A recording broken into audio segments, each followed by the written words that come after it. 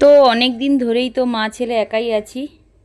তো ছেলের পাপা আছে অন্য সাইডে ডিউটিতে, আর আমরা আছি আরেক জায়গায়। তো সন্ধ্যাবেলা মা ছেলে বসে বসে ভাবছি কি খাবো। তো ভাবতে ভাবতে ভাবলাম, ফ্রিজটা খুলে দেখলাম যে মাশরুম আছে, সেই মাশরুমগুলো বের করলাম, করে এখন এরকম ছোটো ছোটো করে কেটে নিয়েছি। তো এগুলো দিয়ে এখন পকোড়া বানিয়ে মা ছেলের সন্ধ্যার স্ন্যাক্স হবে।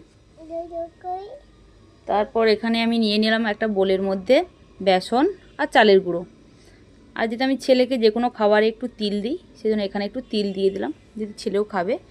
আর দিয়ে দিলাম পরিমাণ মতো লবণ, হলুদের গুঁড়ো, আর সামান্য পরিমাণ লাল লঙ্কার গুঁড়ো। হালকা ঝাল হবে, মানে সে খুব একটা বেশি ঝাল হবে না, তোমরা ঝালটা যে যার মতো দিও। আর সামান্য পরিমাণ চিনি, কালারটা ভালো আসবে, মুচমুচে হবে সেজন্য। দিয়ে এখন অল্প অল্প করে জল দিয়ে ভালোভাবে ব্যাটারটা মিশিয়ে নেব। ব্যাটারটা খুব বেশি ঘন করব না, খুব বেশি পাতলা করব না। এরকম আঙুল ডুবিয়ে দেখলে দেখা যাবে যে আঙুলে লেগে যাচ্ছে নাকি। তো সেরকমভাবেই আমি তৈরি করে নিলাম ব্যাটারটা, দিয়ে ভালোভাবে ফেটিয়ে রেখে দিয়েছি। এখানে তেলও গরম করতে বসিয়ে দিয়েছিলাম, তেলটাও গরম হয়ে গেছে। এবার এইভাবে দেখো একটা মাশরুমকে ব্যাটারের মধ্যে দিয়ে দিয়েছি, দেখো সুন্দরভাবে গায়ে লেগে গেছে। এইবারে তেলের মধ্যে এই একে একে করে ছেড়ে দেব। তো মাশরুমটা ডুবা তেলে ভাজলে ভালো হয়।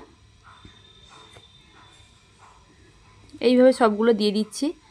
তো মাশরুমগুলো খেতেও ভালো লাগে, তোমরা এইভাবে বাড়িতে একবার বানিয়ে ট্রাই করো, খেতে সত্যি খুব সুন্দর দুর্দান্ত লাগে। তো আমার ছেলে তো খুব ভালো লেগেছে, ও মানে মাশরুম বলতে ও প্যাকেট মাশরুম হয় বা পল ছাতু যেটা হয় ওটা খায়, এই মাশরুমটা একটু শক্ত বলে খায় না। তো ওকে দেখছি এইভাবে ভেজে দিলে ও খেয়ে নেয়, সেজন্য ওকে আমি প্রায় 2-4 দিন ভেজে দিয়েছি। আজ ভাবলাম যখন বানাচ্ছি সেটা ভিডিওটা তোমাদের সঙ্গে শেয়ার করি। তো আমার লাল করে ভাজা হয়ে গেছে, একটি পাত্রের মধ্যে তুলে নিচ্ছি। দেখো খুব সুন্দর মুচমুচেও হবে, যেহেতু চালের গুঁড়ি আছে, খুব সুন্দর ক্রিসমি হবে। তো দেখেও মনে হচ্ছে ভালো হয়েছে। তো এখানে সবগুলো ভেজে নিয়েছি, আর একটু সস দিলাম।